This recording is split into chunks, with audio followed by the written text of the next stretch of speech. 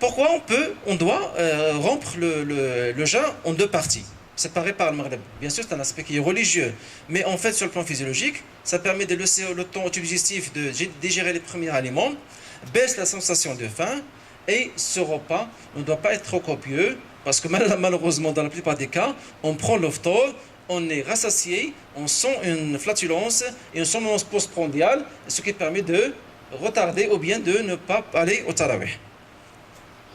Le dîner, il est également préconisé, il faut le prendre 2 à 3 heures après le repas du jeûne. Il ne doit pas être copieux comme on le fait, c'est-à-dire couscous, tagine et frites. Il doit être le plus léger possible. Parce que s'il est trop consistant, ça va faire disparaître la sensation de faim et ça va nous éviter, ça va nous rater le repas du soir qui est très important, on a vu tout à l'heure, par son effet tampon. Donc on conseille de commencer par un bouillon de légumes et ensuite un plat de poisson, de viande blanche et des légumes, surtout pour se préparer un repas du soir. Donc, également une pratique qui est très importante dans notre religion, c'est le jeûne de quelques mois de Shaban et quelques mois de Shawwal. Bien sûr, sur le plan religieux, c'est très important. Mais également sur le plan physiologique, ça permet une sorte d'entraînement et d'un retour à la normale. Donc, les quelques jours de Shaban constituent un entraînement de notre organisme au jeûne du mois de Ramadan, et les quelques jours de Shawwal constituent un retour progressif à la normale. Donc, aussi bien sur le plan religieux, mais également sur le plan physiologique, ça a un effet qui est bénéfique. Je suis arrivé à la conclusion. Ben, la conclusion, le vrai Ramadan, ce n'est pas notre Ramadan. Malheureusement, tout ce qu'on vient de voir sur le plan hygiène, sur le plan conseil au niveau d'éthique, on ne le fait pas et on tombe dans les complications et on tombe dans les troubles qu'on voit dans nos consultations et pour nous-mêmes. Pour le Ramadan, le concept de la facilité, al-yusr. Vous avez vu que les patients qui ont des pathologies, les patients qui ont des maladies chroniques, c'est des patients qui sont exempts de jeûner. Mais également pour les sujets qui sont sains, il faut adopter le concept de facilité pour éviter les troubles. Donc il faut jeûner le plus physiologiquement possible. Pour répondre aux questions concernant le Ramadan, certes, nous sommes des musulmans, c'est un autre obligation de faire des études. Il faut faire des études prospectives pour répondre à toutes ces questions qu'on a vues tout à l'heure, qui sont des questions qui sont émanées de la pratique quotidienne. Nous, on veut qu'il y ait des réponses scientifiques solides. Et enfin, souvent, vous êtes médecin, vous êtes confronté à jouer le rôle de mufti avec vos malades. Parce qu'ils posent souvent la question, est-ce que je dois jeûner ou non? Et pour avoir des réponses solides, il faut avoir des études prospectives solides pour que vous ne soyez pas dans l'embarras, dans le haraj. Je pense que j'ai survolé rapidement les différentes questions concernant le Ramadan. Certes, il y a d'autres choses à dire. On va les laisser aux discussions. Un élément très important qui reste par la suite, c'est que au Maroc, la plupart des études qui ont été réalisées concernant le Ramadan, c'est des études qui ont été réalisées par des pharmacologues. C'est pour ça que la prochaine étape de cette soirée sera la parole du pharmacologue concernant les médicaments et Ramadan. Merci. Allez pour ce tour d'horizon concernant la santé et Ramadan. Et on va enchaîner avec la deuxième conférence, parce que c'est la même thématique, c'est la continuité, et regrouper les questions par la suite. Donc je donne tout de suite la parole à mon ami professeur Youssef Rebel, pour nous parler de médicaments et Ramadan.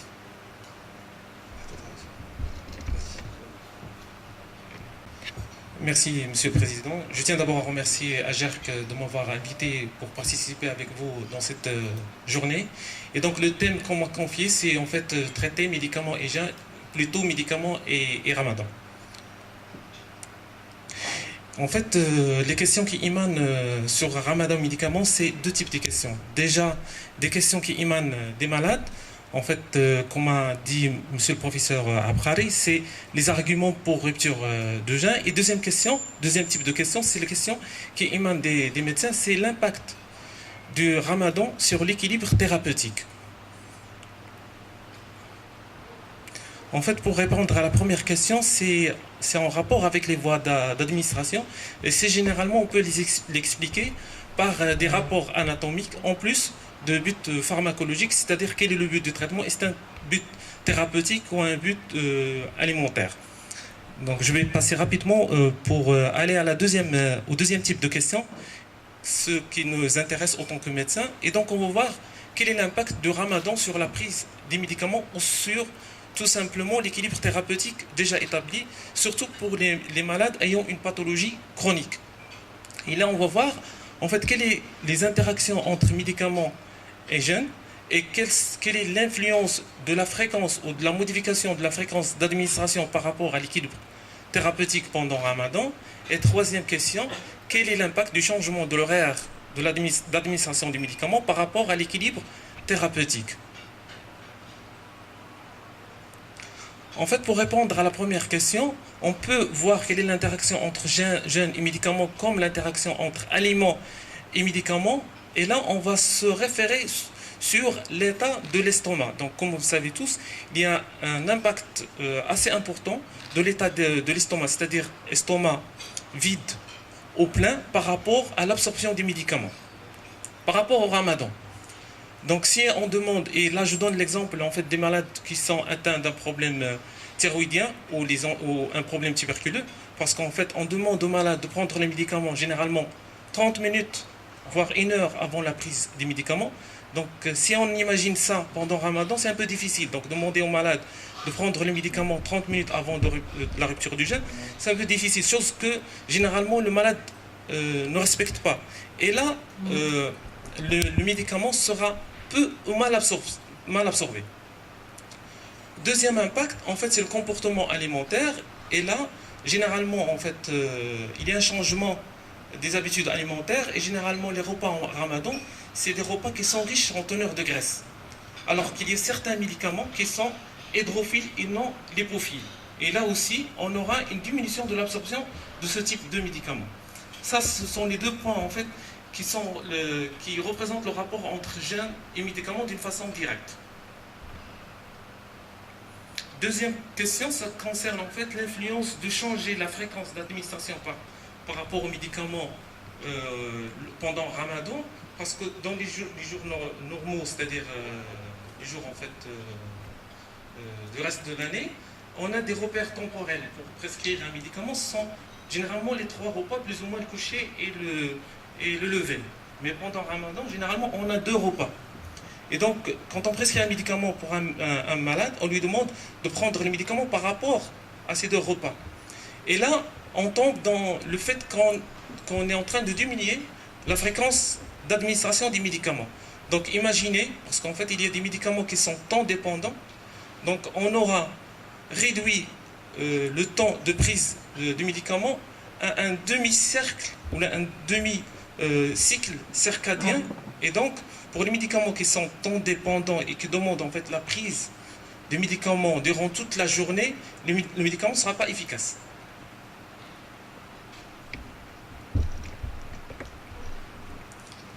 Le vrai impact, c'est en fait le changement de l'horaire de la prise des médicaments. Parce que tout simplement, ce qu'on va faire, c'est on va reporter les prises médicamenteuses de la journée vers la nuit. Et donc, on va changer plus ou moins le rythme circadien de la prise des médicaments.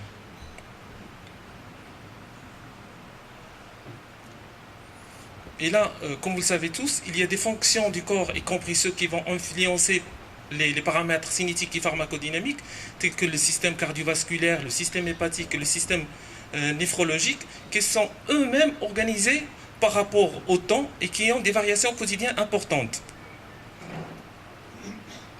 Et donc, lors de ma recherche en bibliographie, en fait, j'ai trouvé 192 articles de journaux qui traitent plus ou moins ces changements circadiens par rapport à la prise des médicaments.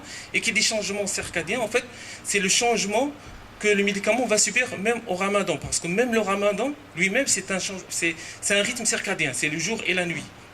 Et donc, j'ai trouvé que 41 articles ont traité l'hypothèse spécifique de l'impact de la chronothérapie sur l'efficacité des médicaments. Et en fait, 2 tiers des résultats, ils ont appuyé l'hypothèse que la chronopharmaco, la chronothérapie, va modifier l'efficacité du traitement. Je vais citer 3 exemples. Donc, le premier, c'est concernant les études sur les antihypertenseurs. La deuxième concernait l'effet sur le cancer. Et la troisième, c'était les effets antiépileptiques. Mais toutes ces études ont 2 points communs. Le premier, c'est qu'un médicament consommé avec la même dose et dans les mêmes conditions, présente un profil cinétique et dynamique différent entre le jour et la nuit. C'est-à-dire quoi? C'est-à-dire que la pharmacologie est un phénomène aussi circadien, phase dépendant. Et donc pour expliquer tout ça, on doit plus ou moins avoir une approche plutôt chronobiologique pour voir ce phénomène de pharmacologie. Et là, on ne va plus parler de la toxicité, de l'activité ou de la cinétique, on va parler de chronotoxicité, ou chronopharmacodynamique, ou chronocinétique. Et donc on va voir quels sont les paramètres pharmacologiques qui peuvent être influencés par le ramadan. Et deuxième chose, c'est essayer d'expliquer les mécanismes auxquels ils obéissent. Et donc les mécanismes ou les paramètres pharmacocinétiques, ils sont au nombre de 4 pour la pharmacocinétique ou la chronopharmaceutique et un seul pour la chronopharmacodynamique. Et donc pour la chronopharmacocinétique, on a la première, c'est l'absorption, et après la distribution, puis métabolisme et élimination. Et pour voir les impacts chronopharmacodynamiques, on doit revoir plus ou moins ce qu'on appelle les récepteurs, ou tout simplement la réceptologie, pour voir quel est l'impact sur les récepteurs et puis l'impact réel sur l'effet pharmacodynamique. D'abord l'absorption. La première étape de la chronopharmacocinétique. Donc, je vous rappelle, en fait, l'absorption, c'est l'étape où le médicament va pénétrer dans le sang à partir de son lieu d'absorption, généralement par voie orale, donc l'estomac. Là, le principe actif va être dilité et va traverser la membrane biologique pour pénétrer dans la circulation sanguine. Bien sûr, si on parle d'autres voies, surtout les voies parentérales, il n'y a plus de ce qu'on appelle l'absorption, mais on a ce qu'on appelle la résorption. Pour les modifications circadiennes qui vont toucher l'absorption, c'est-à-dire en fait les variations circadiennes causées plus ou moins par Ramadan qui vont toucher cette phase-là, donc d'abord le vidange gastrique et absorption intestinale. Donc le vidange gastrique, et je crois que les gastrologues le savent mieux que moi, c'est que le jour il est plus rapide que la nuit, et donc un médicament entre le jour et la nuit, si on le prend la nuit, il sera réabsorbé d'une façon lente par rapport si on le comporte, si on le prend le matin. Et donc l'absorption, s'il a une absorption intestinale, il sera retardé. Ceci est vrai surtout pour les substances dont la solubilité est faible, et j'ai donné ici 2 exemples, donc l'indomethacine, anti-inflammatoire, et le furosémide qu'on utilise généralement pour traiter l'HTA. D'autres facteurs, notre facteur très important, c'est le pH gastro-intestinal. Le pH gastro-intestinal, c'est très important pour l'absorption, c'est un facteur très important, surtout pour le délitement, c'est-à-dire la dissolution des médicaments. Et deuxième chose, il joue un rôle très important pour les ionisations, c'est-à-dire donner une fraction qui va être absorbée facilement par rapport au type digestif. Et là, le pH gastro-intestinal est différent par rapport entre la nuit et le jour. Il y a d'autres facteurs comme motilité de l'intestin, qui est différente entre les 2 cercles circadiens, et aussi le taux de perfusion d'organes. Deuxième phase chronopharmacocinétique, c'est la phase de distribution. Et là, on va parler de 2 choses. D'abord, la perméabilité des membranes et les protéines ou le nombre de protéines. Parce qu'en fait, les protéines plasmatiques jouent un rôle très important dans le transport des médicaments dans l'organisme, et aussi, en fait, les médicaments qui sont fixés sur ces protéines plasmatiques, ce sont une sorte de réserve en principe actif. Seulement, c'est la forme libre qui est active. Et on va voir les modifications qui vont toucher les protéines plasmatiques, qui vont toucher la perméabilité des membranes, donc, et ces modifications entre la nuit et les jours. Et là, on va voir en fait que la perméabilité membranaire est différente entre le jour et la nuit, c'est-à-dire que pendant le jour, elle est plus importante si on la compare avec la perméabilité pendant la nuit. Et j'ai donné ici en fait un exemple très important, les érythrocytes. Et on sait très bien que la forme de la metformine qui est intra-érythrocytaire joue un rôle très important dans l'efficacité du traitement. Et là, ça rejoint en fait la question concernant le diabète type 2. Donc, diabète type 2, donc, pour moi, en fait, ça c'est un avis personnel, donc même les malades ayant un diabète type 2 qui sont sous metformine, c'est-à-dire glucophage, ne doivent pas jeûner. Parce que si ils jeûnent, donc ils vont prendre les médicaments pendant la nuit, et là l'efficacité diffère. Deuxième apport, ou deuxième point très important par rapport à la distribution des médicaments, c'est la liaison aux protéines. Là, les gens avec des études, ils ont remarqué que, en fait, pendant la nuit, il y a une chute très importante de la production des protéines plasmatiques. Et s'il y a une chute très importante, on aura une augmentation de la fraction fixe des médicaments. Et si on a une augmentation de la fraction libre des médicaments, on aura une augmentation du risque d'avoir des effets indésirables. Et là, si on prend un médicament pendant la nuit, par rapport au jour, on aura plus de risque de développer des effets indésirables.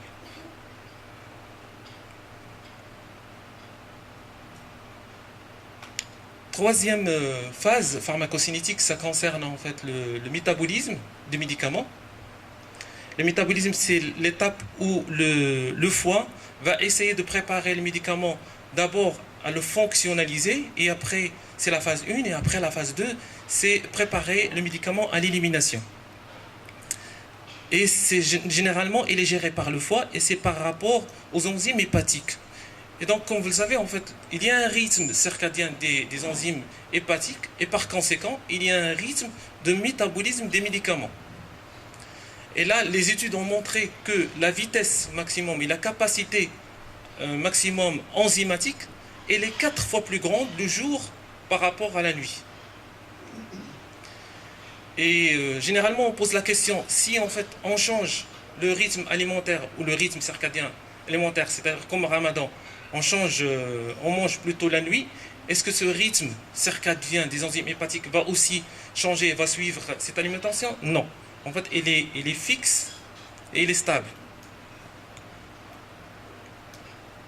La quatrième étape, c'est l'élimination. Il est géré généralement par le rein. Et là, pour les variations circadiennes de l'élimination des médicaments, d'abord, un paramètre important, c'est le pH urinaire. Et donc, comme vous le savez, c'est juste un petit rappel. Donc, le pH urinaire joue un rôle très important dans l'élimination des médicaments. Et il y a parfois, si on a des intoxications par des médicaments acides ou basiques, on fait ou alcaliniser ou acidifier l'urine, ça dépend des médicaments pour faciliter l'élimination. Et donc, pendant le matin, ce qu'on a remarqué, c'est que le pH urinaire il est plutôt basique, ce qui va faciliter l'élimination des médicaments acides. Et donc, si je donne l'exemple de l'acide valproïque, si on le prend la nuit, il sera facilement éliminé le jour, et par conséquent, il n'aura pas d'effet thérapeutique. Ça, c'est un tableau qui résume en fait les modifications biologiques qui vont interférer avec la pharmacocinétique. Donc, on a vu la première étape, c'est-à-dire la chronopharmacocinétique, et on va passer rapidement à la deuxième étape, qui est la chronopharmacodynamie.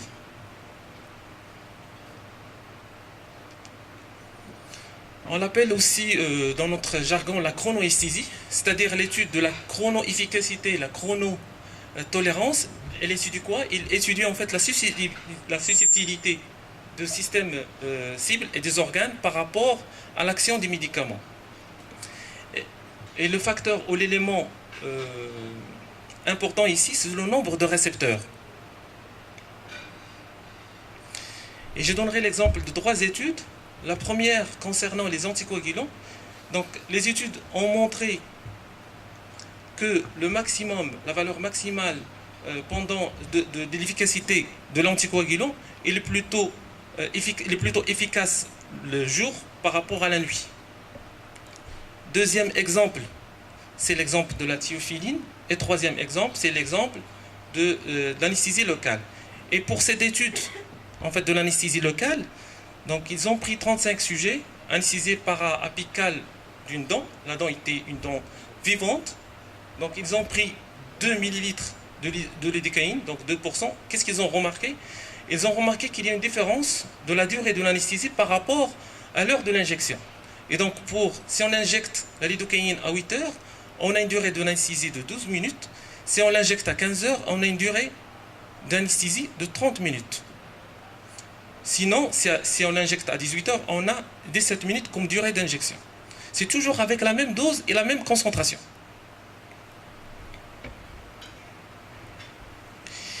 Ici, un tableau des heures d'administration et leur efficacité et même le risque d'avoir des effets indésirables. Et donc les antihistaminiques, ils ont une efficacité maximale le soir et une tolérance excellente quelle que soit l'heure d'administration. Pour l'anesthésie locale, donc comme on a vu, donc à 15 heures, elle dure 2 fois par rapport si on fait une injection à 7 heures. La cancérologie, j'ai donné ici 2 exemples. L'adriamycine, dont la tolérance est meilleure et l'efficacité est meilleure si la perfusion a été faite à 6 heures du matin. Par contre, la cisplatine, c'est le contraire. Donc, il a une efficacité et une tolérance meilleure si la perfusion était à 18 heures.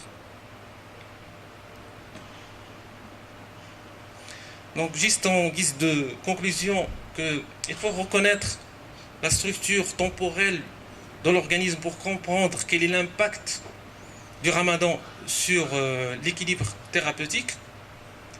Généralement, cet impact est un impact chronopharmacologique.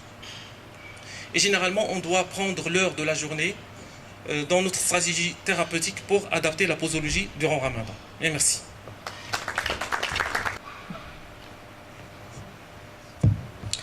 Merci, professeur Bell, pour cette jolie mise au point sur médicaments et jeûne, et plus particulièrement Ramadan, et qui nous a permis un peu de parler de cette thématique, comme a dit le professeur Abrali, qui est très peu étudiée, parce que les pays où il y a moins de recherches sont les pays qui font le Ramadan. Et donc c'est ce qui explique que les moyens sont limités et que l'intérêt est limité. Mais ceci dit, je pense que le plus important, c'est de trouver l'intersection entre le côté religieux et le côté médical. Et quand on voit un peu les 2 conférences, le plus important,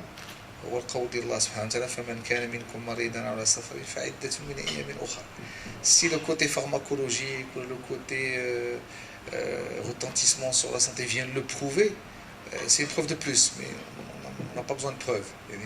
Le fait c'est que Allah subhanahu wa ta'ala فرض علينا الصيام فرض ما عطاش اختيار فمن les malades خصو. Et nous en tant que médecins, on est généralement confrontés à trois groupes de malades.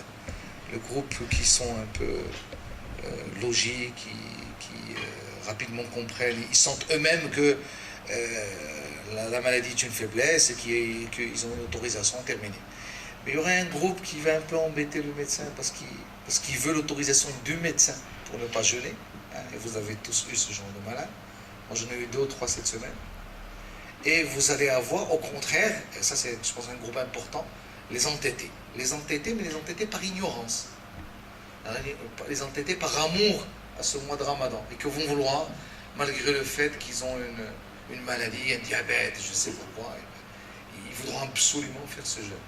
On a eu une longue discussion اللي مشينا عند المجلس العلمي قال لك الاصل والاجر يعني الماكسيموم كاين في الافطار ماشي في الصيام يعني الامتثال لامر الله سبحانه وتعالى فيه الاجر اكثر من فهنا كيبقى لو ديبا entre les deux. Donc mes vifs remerciements pour les 2 conférenciers, mes vifs remerciements au nom du bureau, de tous les présents, à nos partenaires MC Pharma qui ont toujours été au rendez-vous et qui ont sponsorisé cette réunion scientifique.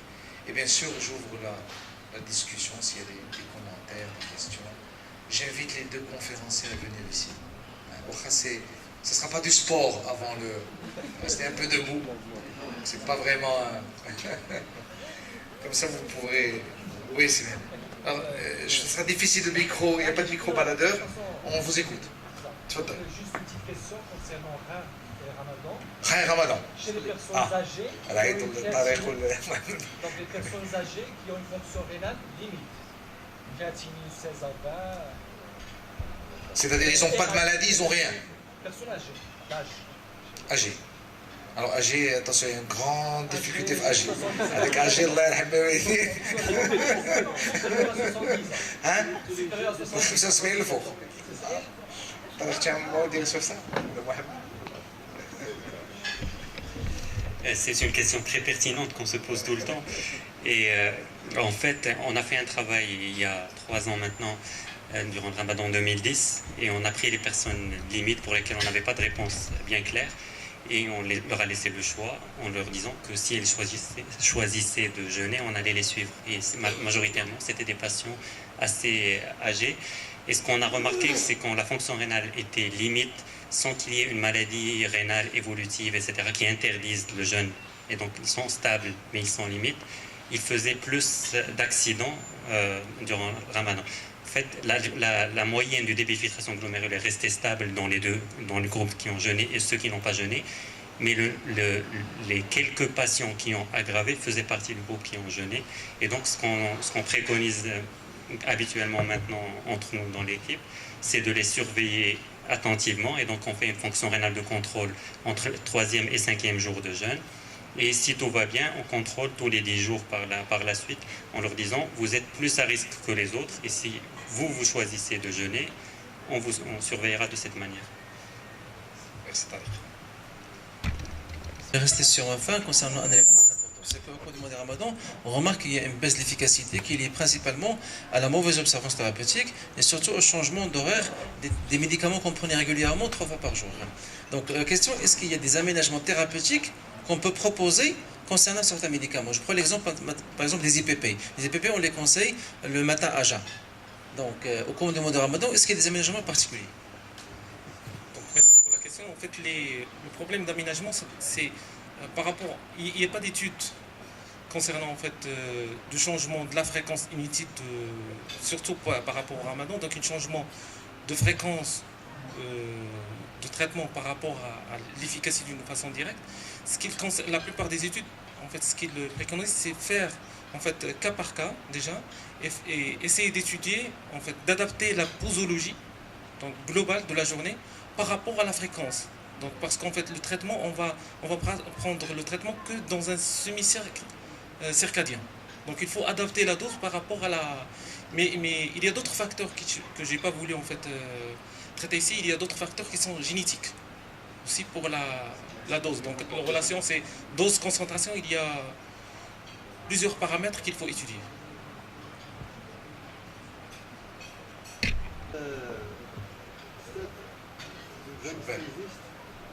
Les produits anesthésiques, ils ont un effet de durabilité d'anesthésie à 15 heures. Est-ce qu'il y a une explication ou c'est une constatation? En fait, c'est une constatation. C'est ce qu'ils ont étudié de ces médicaments-là, donc la famille, c'est les anesthésiques, par rapport, le nombre de récepteurs par rapport à la journée. Donc il y a un rythme circadien, même par rapport à l'exploitation de ces récepteurs par rapport aux médicaments. Ce qu'ils ont, en fait, ce qu'on mentionne ici comme en termes de chronoesthésie, c'est la préparation d'un organe cible par rapport à un effet thérapeutique. Et c'est en rapport avec le nombre de récepteurs. Donc le nombre de récepteurs à 15 heures, il est plus exprimé que par rapport aux autres heures de la journée. Ça complique les choses. Le nombre de récepteurs augmente donc pendant cette période, ce qui fait que la durée Parce qu'il y a un rythme circadien. prolonge. Aussi, cette question ديال الجون ديال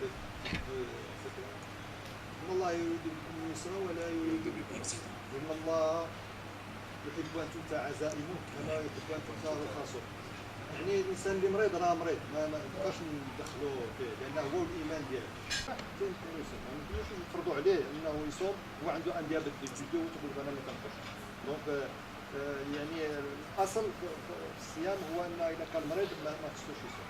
واحد من الائمه الشافعيين تنظن انه كان واحد المرة جرح في صبعو وفي وسط النهار مع التلاميذ ديالو الطلبه ديالو خدا الكاس وشرب كل ما انا مريض. دونك يعني المرض الله سبحانه وتعالى ما حددش المرض، ما النوع ديال المرض كاردياك ولا سيديزون كاردياك ولا السيرات والسكرة، ولكن المرض بصفة عامة. الإنسان إذا كان ما استطاعش يحس براسه أنه يصوم فهو غير المسائل الخاصة بالنسبة إذا نعرفوها أنها يمكن لا تأثر عليه وتعطي كومبليكاسيون تعطي مضاعفات، هذا تنقضوا عليه أنه مسلم.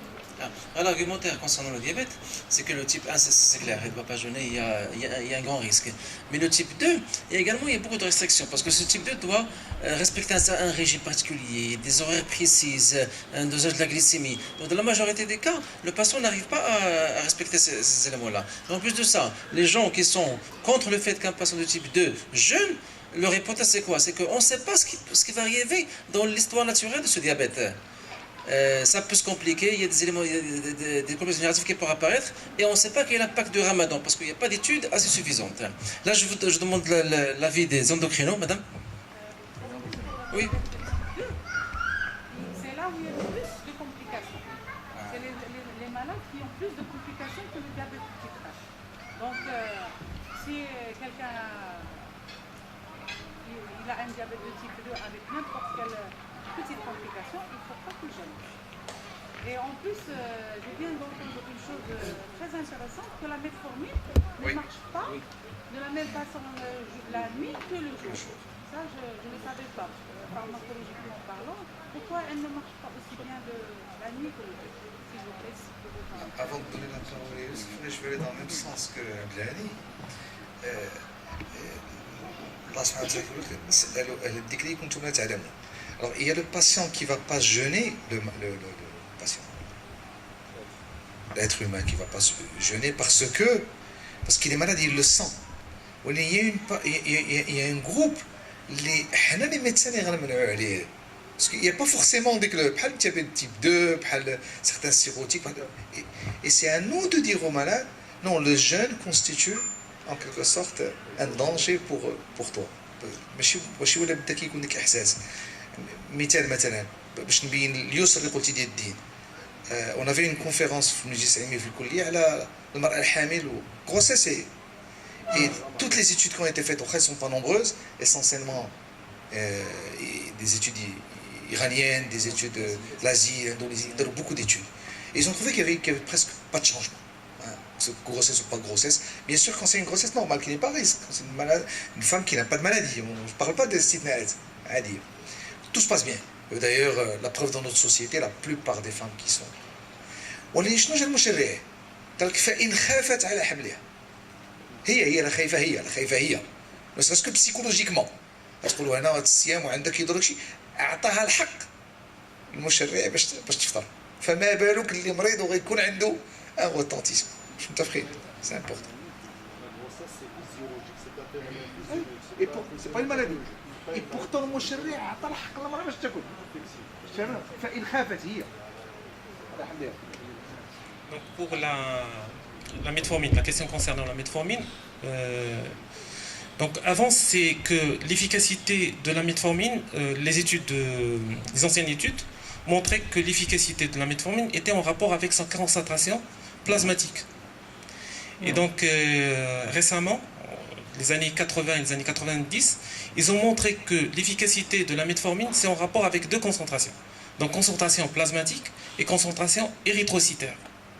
Et c'est surtout la concentration érythrocytaire, parce que c'est une forme de réserve. Or que la perméabilité de la membrane en fait, érythrocytaire, sa perméabilité va changer. Il a un rythme circadien entre le jour et la nuit. C'est pourquoi on doit généralement, en fait, quand vous prescrivez la metformine, en fait, vous donnez deux prises, le matin et le soir. Et c'est la dose du